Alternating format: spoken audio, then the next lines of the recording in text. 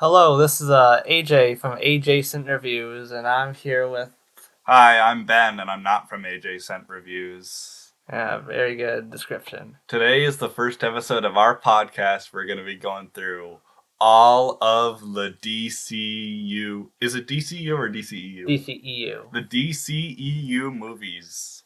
All the way from Man of Steel to the last one, which is Superman 2 for the Xbox 360. Yeah, I don't know what it is. Superman 4: The Quest for Peace. No, what is I'm it joking. I'm joking. actually? It's Aquaman and the Suicide Last Squad? Kingdom.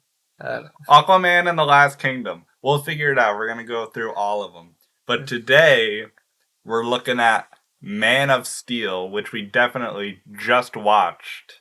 And it wasn't a while ago, and we didn't put off doing this episode for a long time. Yeah, I think this movie is garbage. uh, AJ, what do you think? it's like a solid 4 out of 10. It's mediocre. Like it could have been worse, but could have been way, way, way better. This is a weak 2 out of 10 movie, dude. This ain't good at Well, I all. mean, like a 2 out of 10, like it'd have to be like barely any redeeming elements. Yeah, and Right. it barely has any redeeming elements. That's right. I say that it does, and like if it was truly bad, it would just be like a single good thing instead of like all this. It doesn't have a single good thing except for Krypton and the flashback scenes. There's not one good thing past the first half, maybe the first third of this movie. Huh. We have the IMDb synopsis up here now. Maybe we should read it. It says the planet Krypton faces imminent destruction due to its unstable core. I will say, Krypton is probably one of the best scenes in the movie because it does look really good. Krypton looks really good. Yeah, like say what you want about Zack Snyder as like a storyteller, but he knows like how to make things good. Like even if like it doesn't like match it thematically, it looks good objectively. Yeah, it's got some cool alien technology and everything. It just barely doesn't overstay its welcome. I feel like just a couple minutes more and I would be complaining about it. But alright, Zach, you got me this time. I'm alright. We'll deal with it. And we learn that scientist Jor-El tells the ruling council that they should have evacuated the planet and resettled on outposts throughout the galaxy, and he asks for control of the Codex to ensure the survival of their race. The ruling council is deposed by the rebel military leader General Zod, played by Michael Shannon, and his followers. This is from IMDb. It's not plagiarism. Zod wants Jor-El to join him and sever the bloodlines that cause ruin. Jor-El does not agree that Zod should play God. Zod should play God. And decide which bloodline should survive. Jor-El manages to escape Zod, steal its codex from its storage, in the Genesis chamber, and reaches home. Anyway, so it's Superman. Uh, Zod and what's his name? Jor-El? I know Superman, I swear. Zod and Jor-El are fighting for the Codex because Krypton's about to explode and kill everyone on it. And Zod tries like this military coup where he tries to become king of a planet that's going to explode in 2 seconds. But Jor-El wants to put it on the ship where he's shooting his baby it to Earth. They settle on going to Earth, and they're gonna be like, he's going to be a god amongst men. Or something like that. He says like basically he's gonna be a god to them. Wait. So I don't get this. So like the whole thing about Superman is that like they don't really have powers on Krypton, but how do they know that Earth is gonna have powers from the sun? Cause they're like it's got the power, it's gonna he's gonna take all the sun's rays and stuff. And they're like, he has the greatest destiny. They don't stop talking about that, really. They go on and on about Superman's destiny and about how he's gonna change the world and all that. There's just speech after speech about that in this movie. I'm gonna complain a lot more about that later. So Zod fails for some reason, and he kills Jor-El, but so does everybody in a few minutes, so it doesn't even matter. So they hold a trial for Zod really quickly, and they put him in a interdimensional space prison. So he gets to be one of the 5 people that survive the planet blowing up. And Superman gets shot. He's not Superman. He's just a little baby. He's Kal-El at this point. He gets shot onto Earth, and he's adopted by John and Martha Kent. John is played by Bob Odenkirk, and Martha's played by Diane Lane. And we start off not like Clark getting raised by his parents. We start off by showing him like working on a fishing boat, and then he saves a bunch of people that are on an oil rig that's on fire. And I actually really like that. I really like that we get to open with Clark actually saving people, which is like one of 2 times this happens in the entire movie. So I like it. So I do feel like it does is kind of consistent with like its development, but I'll get back to that later once we talk about his childhood stuff. We get some flashbacks, which is another thing I actually liked. Everything I like is at the beginning of him getting used to his powers as a kid. Like we get a scene of him in kindergarten or first grade or something like that, where his X-ray vision activates and he has to talk to his mom, and she gets him out of there. And we show him that, like, he's been dealing with this for a while. This is a key part of his development, right? You know what I'm Yeah. saying? I really like that. I really like that we get to see the human side of Clark by showing him that he's growing up as a human, but he's dealing with all these things. But for the rest of the movie, he doesn't seem like a human at all. Like he really seems more really really alien. I agree. Like they introduce it like really well. Like I know that they're kind of supposed to because of Superman, but I think it's just like well executed with like all of like the ways that shows how his powers are like slowly going on to him. And then we show him trying to find his way home, where there's a scene in the bar, right, where he gets humiliated by this random drunk guy in the bar, and Clark just takes it, and then he goes outside, destroys the dude's truck, and then leaves, which is something that you really don't expect Superman to do. Okay, yeah, I know that we're only in like the first 20, maybe 30 max minutes, but I actually think this is the single worst scene in the entire movie and completely mischaracterizes him. Because, like, he's supposed to like, be a good person. Like, now he's just, like, he just seems impulsive. He just destroys people's property without, like, Superman in this movie is just very impulsive all around. He really just acts without thinking. yeah, and like it like doesn't even make sense. Like in the first part, like he's supposed to like hide his powers, and that's like what his human dad's supposed to says. But like, how did nobody hear him destroy an entire truck from outside a bar? And like nobody even saw what he did. So like, how's he even trying to hide? Like, what's he even doing that for? You gotta hide your powers, Clark, me boy. This is very important, even though nobody knows who you are anyway. You Yeah, gotta hide all your yeah. powers. Only use your powers for the most important activities, like destroying people's property. Like destroying people. That's not even the worst thing Clark does in this movie. But it's probably the thing he does with the most malicious intent possible. It's just really uncomfortable. I'm gonna be. This Superman makes me uncomfortable. Because he really doesn't talk in this movie.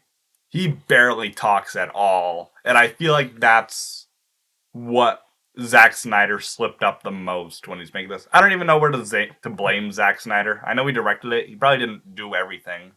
But he's my main person to hate. Because Zack Snyder ruined my life. Yeah, like about like where you're talking about like he doesn't talk. I just the big thing about his movie is that I hate how they kind of made him edgy. He can't like make jokes or stuff. Like I know that like I'm not asking him to like make a James Gunn movie, but like just have like a little bit of humanity instead of just like being silent and just doing everything in the most edgy way possible. Like it's just the most 2010s thing you could possibly do. This came out in 2013, not 2010. 2010s with an S. Together. 2010s. So, it's dumb. Superman is bad in this movie. I'm sorry. I just all around don't like him at all. Um, let's see what else we got on this page. Jonathan reveals to a teenage Clark that he is an alien. Okay, so this is interesting because Jonathan is really obsessed. Or Pa Kent. It's weird calling him Jonathan. Pa Kent is really hell bent on making Clark hide his powers, which is like the only thing that Pa Kent helps him out with. No like fatherly advice or nothing like that. It's just hide who you are for the most part. Like Clark actually does something really heroic. He saves a bus full of kids from his school, and these kids are bullying him. These kids are bullies, and he saves him anyway. He doesn't destroy their trucks, which is strange. Because I guess he lost that somewhere around the way where if people are mean to you, you just F up their S. But no, he saves them, and Pa Kent's like, I don't know if you should have done that, boy. You could have revealed yourself in front of all those people, and they could have. I don't know. They haven't seen your pot or nothing like that. They probably wouldn't have investigated. Just tell them you swam down and got him. I don't know. Yeah, like that's like why would he even say that? Because if he didn't say them, like he'd probably be like guilty for the rest of his life. Like he would be like somehow even more miserable and like than he already is in the movie somehow. God, I wish I let those kids die so my dad wouldn't have been so mad at me. And the thing is, like, he's saving them. Like he could just like ask them, like, "Hey, can you please not reveal my identity or anything?" To this, they probably do it. He saved their life. So like, why? Should we talk about the best scene in the movie? Even though it doesn't really appear till later, but it's still part of the flashbacks. Okay, So, the best scene in the whole movie, it's not actually, but so Pa Kent, Martha, and Clark are all just driving around, and he's like, I'm really mad at you, Clark, for doing some bullshit. And then Clark's like, oh man, Dad, I hate you. You're the worst. And then this tornado appears out of nowhere. So they all get out of the car and try and get people to a safe place while this tornado is ripping apart everyone's cars and whatnot. But the dog is still stuck in the back seat of the car, which the tornado is coming through. And Pa Kent tells Clark, I'm gonna go save that dog. You go get those people out of the way. Now, it would have been one thing if Clark was like actually getting people out of the way and trying to save as many people as possible. But at some point, he just stands there and watches his dad run at the tornado. It's actually kind of funny. Is that like don't trust me like on like the scientific thing? I actually heard that somewhere that like going in the underpass, but you said it was actually like one of the least safe places to go in a tornado. Like they live in Kansas. How would they not know that? They shall hide under Clark dirt because it's super powered. It's made of Kryptonian fabric, I think. It's a big shirt. Yeah, I didn't know they sent him clothes in the pod. Yeah, they actually sent him clothes for every stage of his life. If he didn't land somewhere where clothes existed. Oh, so I guess they really were good parents. They really were good parents. I mean, his other parents seem a lot better, to be honest. This is the only movie where Clark's actual parents are better than his adopted parents. And so Jonathan gets his foot stuck, or what? He saves the dog. He saves Lay Epic Pupper from the car.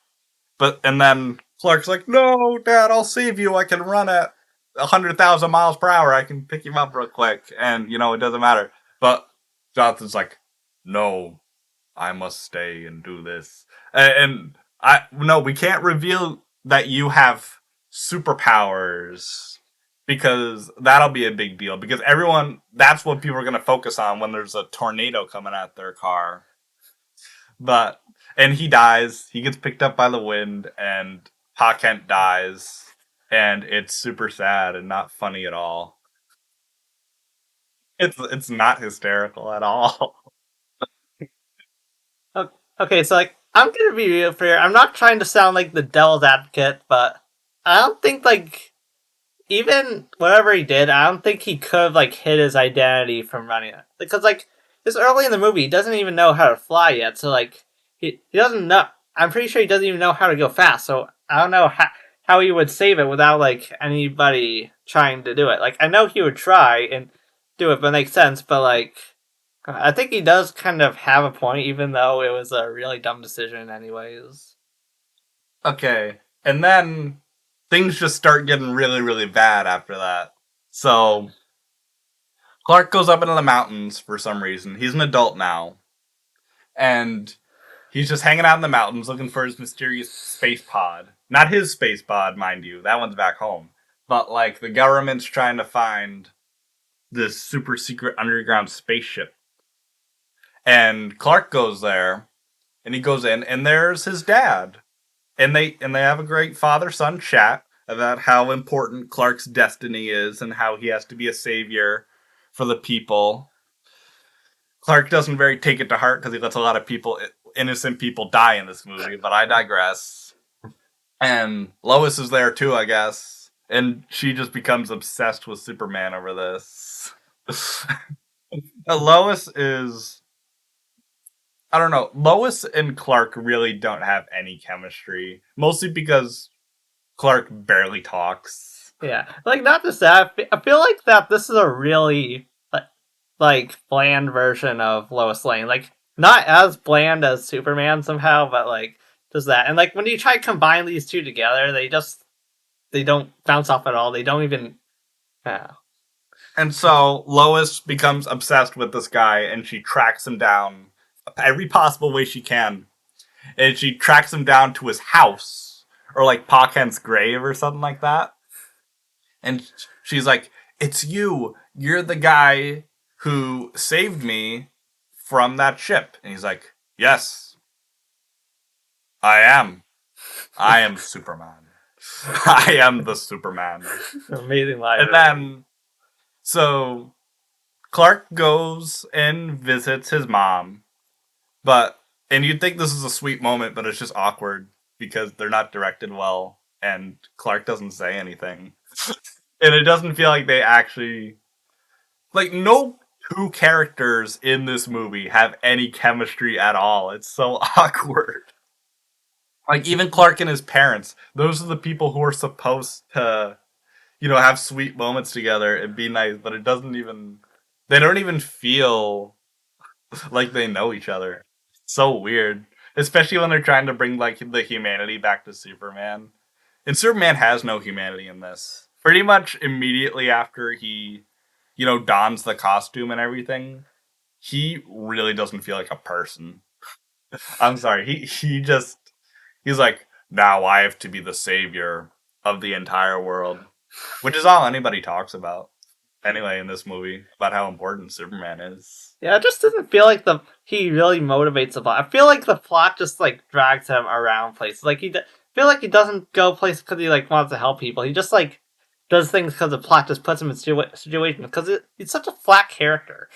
He's only in places that because like obvious danger like aliens attacking, but like that we don't feel anything from him. That's what I'm saying. Pretty much because we don't actually get any scenes of him doing anything that isn't saving the world, Yes. to be honest. Because there's really not a lot of time at all between Clark putting on the costume and Zod attacking. Like, as soon as he gets back home, after Lois identifies him, and he meets with his mom, immediately Zod goes on the intercom that blasts to the entire world in every single language that he's coming and they better turn in Superman right now.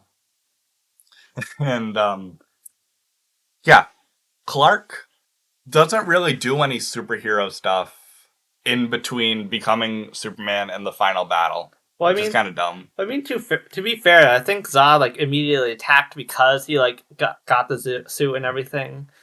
But like also like right after the suit, there is like one scene that I think is probably the best scene in the movie. It's like the scene where he like learns to like fly and everything. I think that was like a really well directed scene with like good score by like Hans Zimmer and everything.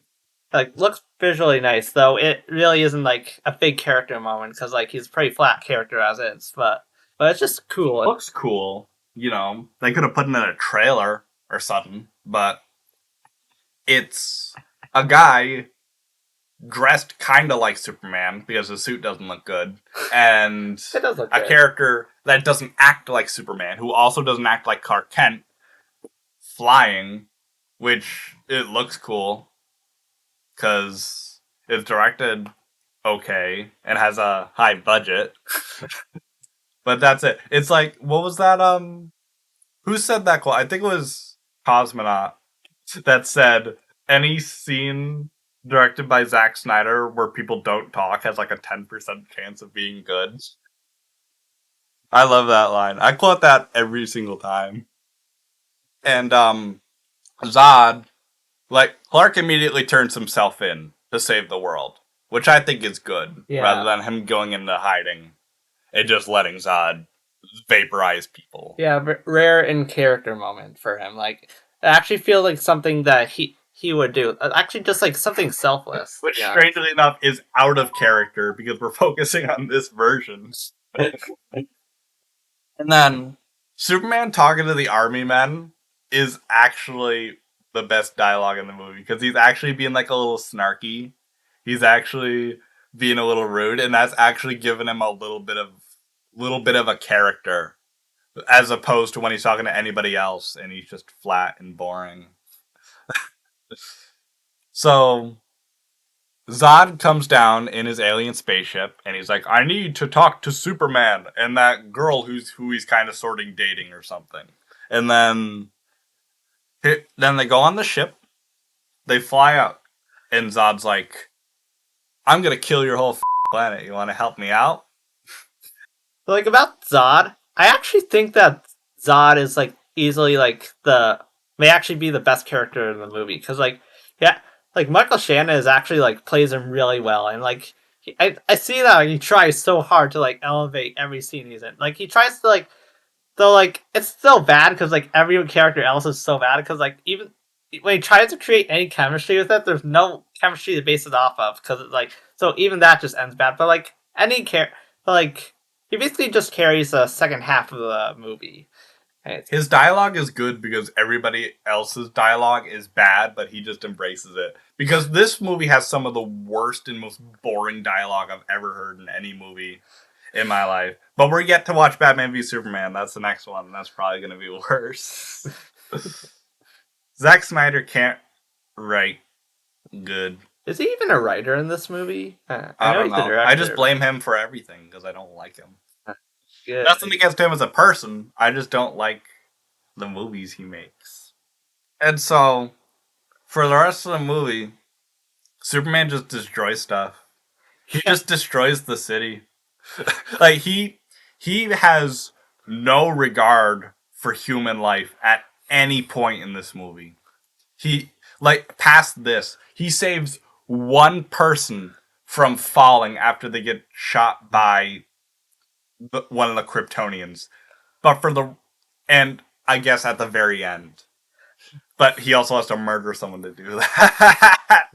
This part of the movie, I feel like that they just kind of stopped trying to they did not give a about this movie.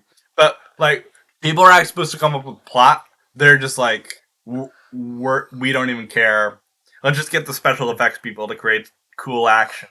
And the action isn't even that cool. Yeah, like this, like the second half is just like how much Zack Snyder just wants to play around with $1 million CGI because like it's just cities being destroyed and everything. Like there's barely any story. It just feels like yeah, and like I like how when Clark's fighting Zod, and he can like make a break for it and like bring him over to someone else. He brings him into a more populated section of the city. He leads him into the city. That's stupid. Why would he do that? like I got a similar note. I remember like early in the bit in the movie like when he was in like the small town, whatever it's called. I don't know. He tells people to go into the buildings, and like you know they're not gonna stay alive. The buildings are all gonna get destroyed. Like and like even one part, he like even I remember him punching like Zod, like or one of his minions into like into a building. This Like is just blind mass destruction. It's terrible. There is no way. Like, this is terrible. It's terrible. Imagine living through that if that was real life. And that's the city Superman is supposed to protect. They're in terrible hands. Clark doesn't give a about the people who live there, except to save Lois Lane a few times, I guess. Because saving Lois Lane is the top priority. yeah, it doesn't matter what you do as long as you save Lois, it's all good. And they have no chemistry. They kiss a couple times in this movie, but it never feels earned because they met like a week ago. So here's their entire like timeline. So Clark goes into the mountains and is followed by Lois. Lois gets shot by a Kryptonian robot and Clark heals her. Then she traces down where he is, and they like kind of like, okay, you know, I guess we kind of sort of like each other. And then Zod really wants her to go on the ship. She escaped from the ship without him.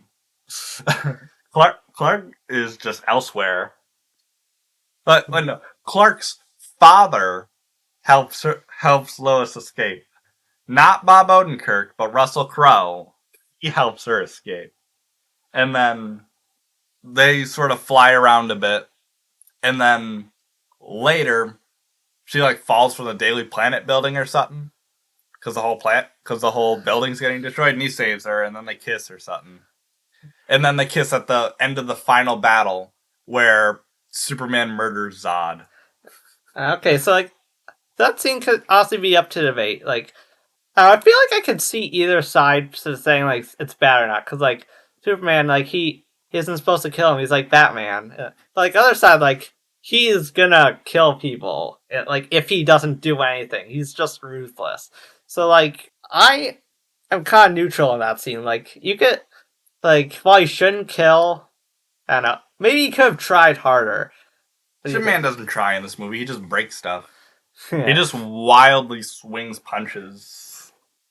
And so at the end of the movie, wait, no, there's a whole thing I skipped over, but it's so boring. So, like, Zod sends these two giant spiders or something. They look like the ships from Arrival. They arrive on the other polar sides of the Earth from each other and just start shooting laser beams to make Earth more like Krypton. But Krypton blew up, Well, so I mean, he's not wrong. He's just gonna blow it up as well. he's just like, I don't like this planet. I'm gonna blow it up. I'm gonna create the planet that had the exact same problems I was just on. The one that I didn't like. So I made a military coup and then they caught me and I was banished into space for a few years. Into the Phantom Zone. I wonder if Sauron and the Gremlins were also up there. I wonder if he met them. Yeah. That's a good movie. Why can't we watch? Why isn't that part of the DCEU? Why can't we watch this on the podcast? Why can't we watch an actual good movie? Because I don't think we're gonna watch a single good movie on this podcast besides Suicide Squad, and even that's Shazam. not that great. Shazam's kind of good. Shazam's good. Shazam's probably the best DCEU thing, unless you count Peacemaker, but that's not a movie. And I haven't seen Blue Beetle yet. Maybe Blue Beetle's a masterpiece. Maybe Aquaman and the Secrets of Atlantis. Maybe everyone's. Maybe people are right, and the Snyder Cut may be good. The Snyder Cut's not gonna be good. I don't know. If it's like, I'm not sure if I can even watch a 4 hour movie. That seems impossible. Like, I've watched 3.5 hour movies, but like four, like that's kind of overkill. You can't because you got TikTok brain, but I can do it. Play some Balatro in the background and you'll make it through. Yeah, it's actually gonna be more digestible when you're watching like an artsy movie. Like you want to like pay attention, like understand, but like it's gonna be probably gonna be so dumb that you just don't even care. But it is an artsy movie. We'll watch the black and white version. Oh yeah, And then we can delude ourselves into thinking the movie is good. yeah. You got like all old movies are good, so we just gotta act like it's an old movie, then it'll be good. Yes, it's not like the other Cape slop because you can't see the colors. And everybody hates color in movies. That's why they don't make those anymore. Anyway, final thoughts, AJ? Final analysis? Okay. So, I feel like it had good parts. There are undeniably good parts. The CGI, the score, Zod. But I feel like there's way too much. Like, all that doesn't, like, work when, like, the whole structure of the plot and the rest of the characters aren't good. It just wastes everything. What's your final score? It's a 4 out of 10. Could have been a little worse, but could have been way, way, way, way better.